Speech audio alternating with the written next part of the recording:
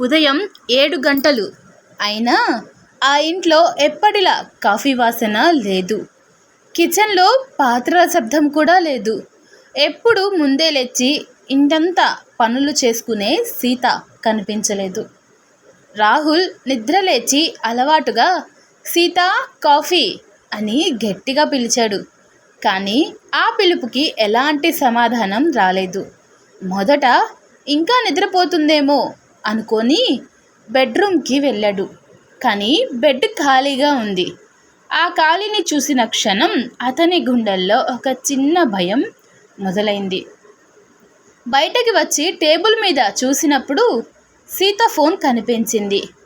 ఇది ఇక్కడే వదిలేసి ఎక్కడికి వెళ్ళింది అని అనుకుంటూ ఫోన్ తీసుకొని ఓపెన్ చేశాడు. గ్యాలరీలో ఒక వీడియో కనిపించింది. ఆ వీడియో ప్లే చేసిన క్షణం అతని జీవితమే ఆగిపోయినట్టయింది. వీడియోలో సీత ఉంది. ఆమె ముఖంలో నవ్వు పెట్టుకోవడానికి ప్రయత్నించిన కళ్ళల్లో మాత్రం బాధ స్పష్టంగా కనిపిస్తోంది. ఆమె మెల్లగా మాట్లాడడం మొదలుపెట్టింది. రాహుల్, నువ్వు ఈ వీడియో చూస్తున్నావంటే నేను ఇక నీ ముందు ఉండను. ఆ ఒక్క మాట వినగానే రాహుల్ చేతులు వణికాయి. గుండె గట్టిగా కొట్టుకోవడం మొదలైంది. ఏం జరుగుతుందో అర్థం కాక స్క్రీన్నే చూస్తూ నిలబడిపోయాడు. సీత మాటలు కొనసాగించింది. నువ్వు ఎప్పుడు బిజీ అని, అలసిపోయానని, పని ఉందని నన్ను దూరం పెట్టేవాడివి. నాకు పెద్దగా ఏం కావాలి కాదు రాహుల్. ఒక్కసారి ప్రేమగా నా పేరు పిలిస్తే చాలు. ఒక్కసారి నా పక్కన కూర్చొని మాట్లాడితే చాలు. కానీ ఆ చిన్న చిన్న విషయాలకే నువ్వు టైం ఇవ్వలేదు. నేను ప్రతిరోజు నీ కోసం ఎదురు చూసేదాన్ని. నువ్వు ఒకసారి నవ్వుతూ నా వైపు చూసినా నాకు ప్రపంచం దొరికినట్టే అనిపించేది. కానీ నువ్వు చూడలేదు. నేను నొప్పి పడుతున్నాను అని కూడా అడగలేదు అని చెప్పే ప్రతి మాట రాహుల్ గుండెలో కత్తిలా దిగుతోంది. అతని కళ్ళల్లో నీళ్లు నిండిపోయాయి. చేతులు వణుకుతూ ఫోన్ పట్టుకొని ఉన్నాడు. వీడియో చివర్లో సీత ఇలా చెప్పింది. ఇప్పుడు నువ్వు నన్ను మిస్ అవుతావు రాహుల్. నా విలువ అర్థం చేసుకుంటావు. కానీ అప్పటికి నేను ఉండను. ఇదే నా చివరి మాట. వీడియో ఆగిపోయింది. ఆ స్క్రీన్ నిశ్శబ్దంగా మారిపోయింది. కానీ రాహుల్ లోపల మాత్రం తుఫాను మొదలైంది. అతను ఒక్కసారిగా కూర్చొని, సీత, నన్ను క్షమించు. ఒక్కసారి తిరిగి రావా? నేను మారుతాను. నీకు టైం ఇస్తాను. నిన్ను ప్రేమిస్తాను అని గట్టిగా ఏడవడం మొదలుపెట్టాడు. కానీ ఆ ఇంట్లో అతని అరుపులు వినేవాళ్ళు ఇప్పుడు ఎవ్వరూ లేరు. అతను ఆలస్యంగా అర్థం చేసుకున్న ప్రేమ ఇప్పుడు అతని చేతుల్లో లేదు. ఖాళీ ఇల్లు, నిశ్శబ్ద గోడలు, సీత జ్ఞాపకాలు మాత్రమే మిగిలాయి. ఉన్నప్పుడు విలువ ఇవ్వని మనిషి పోయాక కన్నీళ్ళల్లో మునిగిపోయాడు. తాను ఎంత పెద్ద తప్పు చేశాడో ఆలోచించడం మొదలుపెట్టాడు. ఒక సాయంత్రం సీత కిచెన్లో పనిచేస్తూ, రాహుల్, ఈరోజు కొంచెం త్వరగా వచ్చావు కదా, మనం కాస్త బయటికి వెళ్దాం అని ఎంతో ఆశగా అడిగింది. కానీ రాహుల్ ఫోన్లో స్క్రోల్ చేస్తూ, బాగా అలసిపోయా సీత, ప్లీజ్ ఇవాళ వద్దు అని చెప్పి సోఫాలో కూర్చున్నాడు. ఆ ఒక్క మాటతో సీత ముఖంలో ఉన్న ఆనందం ఒక్కసారిగా మాయమైపోయింది. కానీ బయటకి చూపించకుండా సరే అని నవ్వినట్టే నటించింది. కానీ లోపల మాత్రం ఆమె మనసు ముక్కలైపోయింది. ఒకరోజు రాత్రి ఇద్దరు భోజనం చేసేటప్పుడు సీత మెల్లగా, రాహుల్, నువ్వు నాతో కాస్త టైం స్పెండ్ చేస్తే నాకు చాలా సంతోషంగా ఉంటుంది అని చెప్పింది. రాహుల్ మాత్రం రోజు ఇదే మాటలు చెప్పకూడదు సీత. నాకు పని ఉంది, టెన్షన్ ఉంది. అర్థం చేసుకో. నువ్వు కాకపోతే నన్ను ఎవరు అర్థం చేసుకుంటారు అని కోపంగా అన్నాడు. ఆ మాట విన్న వెంటనే సీత తలదించుకుంది. నిశ్శబ్దంగా తినడం మొదలుపెట్టింది. కానీ ఆమె కళ్ళల్లో నీళ్లు నిండిపోయాయి. ఒకసారి సీత జ్వరంతో బాధపడుతూ బెడ్ మీద పడుకొని ఉంది. అయినా రాహుల్ ఆఫీస్ పనుల్లో బిజీగా ఉండి మెడిసిన్ తీసుకో అని చెప్పి తిరిగి ల్యాప్టాప్లో మునిగిపోయాడు. ఆ సమయంలో సీత మెల్లగా అతని వైపు చూసి, నువ్వు నా దగ్గర కూర్చుంటే చాలు రాహుల్, నాకు బాగానే ఉంటుంది అని చెప్పింది. కానీ అతను విననట్టే పనిచేస్తూనే ఉన్నాడు. ఆ క్షణం ఆమెకి తన ఒంటరితనం ఇంకా ఎక్కువగా అనిపించడం మొదలుపెట్టింది. ఒకరోజు సీత ఫోన్లో తన ఫోటోలు చూస్తూ మెల్లగా అడిగింది, రాహుల్, నేను ఎలా ఉన్నాను? బాగానే ఉన్నానా అని. ఆ ప్రశ్నలో ఆమెకి అవసరమైంది ఒక చిన్న ప్రశంస మాత్రమే. కానీ రాహుల్, సరే ఉన్నావు సీత, ఇవి కూడా అడగాల్సిన అవసరం ఉందా అని కోప్పడతాడు. నిర్లక్ష్యంగా మాట్లాడతాడు. ఆ మాట ఆమె గుండెలో చాలా లోతుగా గుచ్చుకుంది. ఒకసారి రాత్రి ఇద్దరు పడుకునే ముందు సీత అతని దగ్గరకు వచ్చి మెల్లగా, రాహుల్, నువ్వు ముందులా నాతో మాట్లాడటం లేదు. నేనేదైనా తప్పు చేశానా అని అడిగింది. ఆ ప్రశ్నలో భయం ఉంది, బాధ ఉంది, ప్రేమ ఉంది. కానీ రాహుల్, నువ్వు చాలా ఓవర్గా ఆలోచిస్తున్నావు సీత, నిద్రపో అని తిరిగి పడుకున్నాడు. ఆ రాత్రి సీత మాత్రం నిద్రపోలేదు. నిశ్శబ్దంగా ఏడుస్తూ ఉదయం అయ్యే వరకు గడిపింది. ఒకరోజు సీత చాలా సంతోషంగా కేక్ తీసుకొని వచ్చింది. రాహుల్, ఈరోజు మన వెడ్డింగ్ డే గుర్తుందా అని నవ్వుతూ అడిగింది. కానీ రాహుల్ ఒక్కసారిగా షాక్ అయ్యి, ఓహో, నాకు గుర్తులేదు సీత, సారీ అన్నాడు. ఆ మాటతో ఆమె చేతిలో ఉన్న కేక్ కూడా భారంగా అనిపించింది. పర్లేదు అని నవ్వింది. కానీ ఆ నవ్వులో బాధ మాత్రమే ఉంది, ఆనందం లేదు. ఆ జ్ఞాపకాలన్నీ ఒక్కసారిగా అతని గుండెల్లో తిరుగుతున్నాయి.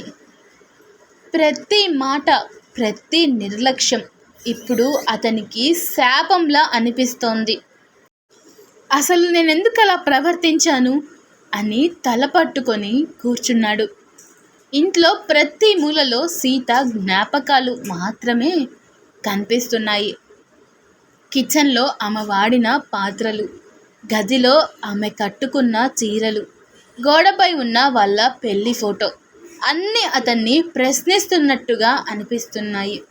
ఆ సమయంలో అతని చూపు టేబుల్ మీద ఉన్న ఒక చిన్న కవర్ మీద పడింది. అది సీత రాసిన లెటర్. వణుకుతున్న చేతులతో అతను ఆ లెటర్ ఓపెన్ చేశాడు. అందులో ఇలా ఉంది, రాహుల్, నేను చాలా ప్రేమించాను, ఇంకా ప్రేమిస్తూనే ఉన్నాను. నాకు పెద్ద పెద్ద కలలు లేవు. నీతో చిన్న చిన్న సంతోషాలు పంచుకోవాలని మాత్రమే అనిపించింది. నువ్వు బిజీగా ఉన్నానని నేను అర్థం చేసుకున్నా. కానీ నా మనసు మాత్రం నీకోసం ఎదురు చూడటం ఆపటం లేదు. ప్రతిరోజు ఇవాళైనా నాతో మాట్లాడతాడు అని ఆశపడేదాన్ని. కానీ ఆ రోజు ఎప్పుడూ రాలేదు.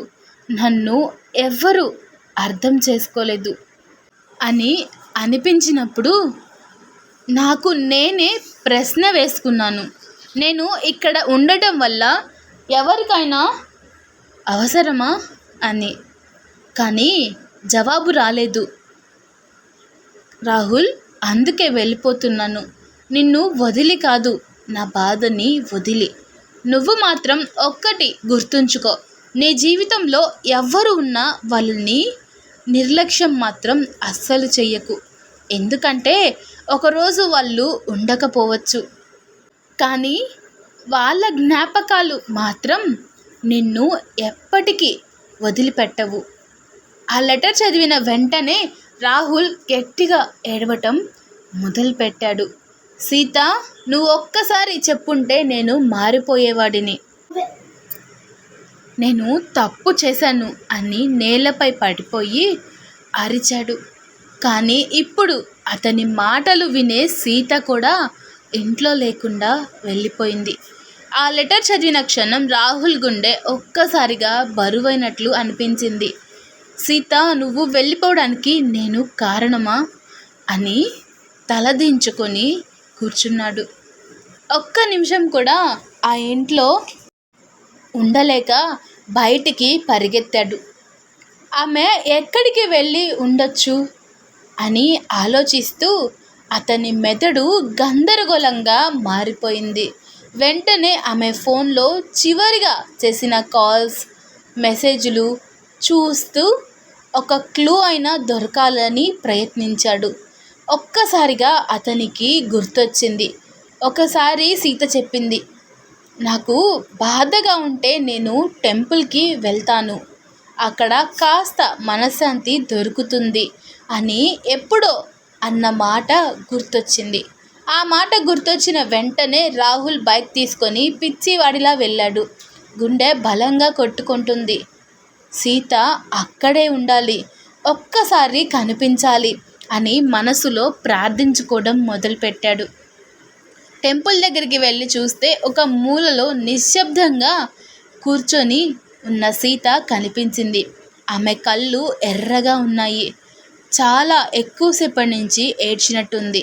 రాహుల్ ఆగలేక ఆమె దగ్గరకు పరుగెత్తి వెళ్ళాడు. సీత అని పిలిచాడు. ఆమె ఒక్కసారిగా షాక్ అయ్యి తిరిగి చూసింది. రాహుల్ ఆమె ముందు మోకాళ్ళపై కూర్చొని ఏడుస్తూ, నన్ను క్షమించు సీత, నేను ఎంత పెద్ద తప్పు చేశానో నాకు ఇప్పుడు అర్థమైంది. నిన్ను ఎంత నిర్లక్ష్యం చేశానో నాకు ఇప్పుడు తెలుస్తోంది. ఒక్కసారి అవకాశం ఇవ్వు, నేను మారతాను, నీతో మాట్లాడతాను, నీతో ఉంటాను అని అడిగాడు. సీత కళ్ళల్లో మళ్ళీ నీళ్లు రావడం మొదలయ్యాయి. రాహుల్, నేను నీకు చెప్పడానికి చాలాసార్లు ప్రయత్నించాను, కానీ నువ్వు నా మాట వినలేదు అని బాధగా చెప్పింది. రాహుల్ ఆమె చేతులు పట్టుకొని, ఇంకా ఒక్కసారి ప్రయత్నించు సీత, ఒక్క అవకాశం ఇవ్వు, ఈసారి నేను వింటాను, నిన్ను ఎప్పుడు ఒంటరిగా అనిపించనివ్వను అని గట్టిగా చెప్పాడు. కొన్ని క్షణాలు ఇద్దరి మధ్య నిశ్శబ్దం మాత్రమే అలుముకుంది. ఆ తరువాత సీత మెల్లగా తల ఊపింది. ఆ క్షణం రాహుల్ ముఖంలో ఒక ఆశ మెరిసింది. అతను ఆమెను మెల్లగా లేపి, ఇంటికి వెళ్దాం సీత అని అన్నాడు. ఇద్దరూ కలిసి ఇంటికి వెళ్ళారు. ఆ రోజు నుంచి రాహుల్ నిజంగా మారిపోయాడు. ప్రతిరోజు ఆమెతో మాట్లాడతాడు, ఆమె నవ్వేలా చూసుకుంటాడు, ఆమె చిన్న చిన్న విషయాల్లో సంతోషం వెతుక్కుంటాడు. సీత కూడా మళ్ళీ నవ్వడం మొదలుపెట్టింది. సీత, నిన్ను ముందు కూర్చోబెట్టుకొని ఈ మాటలు చెప్పే హక్కు కూడా నాకు ఉందో లేదో తెలీదు, కానీ నేను చెప్పకపోతే నా మనసు నన్నే క్షమించదు. నువ్వు నా జీవితంలో ఉన్నప్పుడు నీ విలువ నాకు అర్థం కాలేదు సీత. నువ్వు ప్రతిరోజు నా కోసం ఎదురు చూసినప్పుడు నేను మాత్రం నా ఫోన్, నా పని, నా టెన్షన్తో ముగిసిపోయాను. నువ్వు ఒక్కసారి మాట్లాడుకుందాం అన్నప్పుడు నేను అలసిపోయా అన్నాను. నువ్వు బయటికి వెళ్దాం అన్నప్పుడు నేను రేపు చూద్దాం అని మాత్రమే అన్నాను, కానీ ఆ రేపు ఎప్పుడూ రాలేదు. సీత, నువ్వు నవ్వుతూ నా ముందుంటే అది నాకు సాధారణంగా అనిపించింది, కానీ నువ్వు ఏడ్చినప్పుడు కూడా నీ కళ్ళలోని నొప్పిని నేను చూడలేకపోయాను. ఇప్పుడు అర్థమవుతోంది సీత, ఒక అమ్మాయి తన భర్త దగ్గర నుంచి కోరేది పెద్ద పెద్ద గిఫ్ట్లు కాదు. ఒక చిన్న టైం, ఒక చిన్న మాట, ఒక చిన్న ప్రేమ. కానీ ఆ చిన్నదాన్నే నేను నీకు ఇప్పటిదాకా ఇవ్వలేకపోయాను. నువ్వు నా పక్కనే ఉన్నావు, కానీ నేను నిన్ను ఒంటరిగా ఫీల్ అయ్యేలా చేశాను. ఇది నా జీవితంలో చేసిన అతి పెద్ద తప్పు. నువ్వు లేకపోతే ఈ ఇల్లు కాదు సీత, గోడలు మాత్రమే. నువ్వు నవ్వితేనే ఈ ఇంటికి ప్రాణం ఉంటుంది. ఇప్పుడు ప్రతి మూలలో నీ జ్ఞాపకం ఉంది, కానీ నువ్వు లేవు. ఇంకా ఒక్క అవకాశం ఇస్తే నేను నీతో మాట్లాడతాను, నిన్ను వింటాను, నీతో నవ్వుతాను, నీతో ప్రతిరోజు జీవిస్తాను. ఎందుకంటే ఇప్పుడు నాకు అర్థమైంది, భార్య అనేది కేవలం బాధ్యత కాదు సీత, ఆమె మన జీవితంలో ఉన్న గొప్ప వరం అంటూ ఏడుస్తాడు. ఈ మెసేజ్ వింటున్న ప్రతి భర్తకి ఒక మాట చెబుతున్నాను. మీ భార్యకి కొంచెం టైం ఇవ్వండి. ఆమె మాట్లాడినప్పుడు వినండి, ఆమె నవ్వినప్పుడు చూడండి. లేకపోతే ఒకరోజు నాలాగా ఆమె జ్ఞాపకాలతో మీరు కూడా బ్రతకాల్సి వస్తుంది. ప్రతి భర్తకి ఒక మాట చెప్పాలనుకుంటున్నాను ఈ స్టోరీ ద్వారా. భార్య అనేది మీ ఇంట్లో ఉన్న ఒక మనిషి మాత్రమే కాదు, మీ జీవితాన్ని నిశ్శబ్దంగా సర్దేసే ఒక భావం. ఆమె ఉదయం ముందుగా లేస్తుంది మీకోసం, మీ ఇంటి కోసం. మీరు సుఖంగా ఉండాలని తన అలసటను కూడా పట్టించుకోకుండా కృషి చేస్తూనే ఉంటుంది. మీరు బయట ఎంత టెన్షన్తో ఉన్నా ఇంటికి వచ్చినప్పుడు మీరు సైలెంట్గా కూర్చుంటే మీ ముఖం చూసి ఏమైంది అని అడిగేది ఆమె మాత్రమే. కానీ మీరు ఎప్పుడైనా ఒక్కసారి అయినా అడిగారా, నువ్వు బాగున్నావా అని? ఆమెకు పెద్దగా ఏమీ అవసరం లేదు. మీ జీతం ఎంత అన్నది కాదు, మీ దగ్గర ఉన్న టైంలో కొంచెం ఆమెకి ఇవ్వగలరా లేదా, అదే ముఖ్యం. రోజులో 24 గంటలుంటాయి, అందులో 10 నిమిషాలు అయినా ఆమెతో ప్రేమగా మాట్లాడండి. ఆమె చెప్పేది వినండి, ఆమె నవ్వేలా చేయండి. గుర్తుంచుకోండి, ఒక అమ్మాయి తన భర్త దగ్గర నుంచి కోరేది లక్షలు కాదు, లగ్జరీ లైఫ్ కాదు, ఒక ప్రేమ మాత్రమే. ఆమెను ఇతరులతో పోల్చొద్దు. ఆమె చేసే చిన్న చిన్న పనులను గుర్తించండి. ఒక్కసారి నీ వల్లే ఈ ఇల్లులా ఉంది అని చెప్పి చూడండి. ఆ మాట ఆమెకి ప్రపంచం గెలిచినట్టు అనిపిస్తుంది.